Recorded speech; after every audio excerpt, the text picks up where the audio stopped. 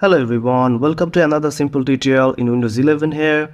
So in this video I'm going to show you how to disable or turn off the startup apps in your Windows 11 here. So if you're turning on or starting your Windows 11 PC or laptop here, and some of the apps are just running automatically or starting in the startup here. So if you want to disable that, you need to first go to the taskbar here. So right click on your taskbar anywhere, and you will find the option called Task Manager here. So click on Task Manager, and after that in the left here you will see the option of Startup Apps here. So click on Startup Apps here, and here you will find all the apps that are going to be running or starting at the first here when you open or start your Windows 11 here. So for example, if you don't need any software that you don't want startup in Windows 11 here, so just right click on it, and here you will find the option called Disable here.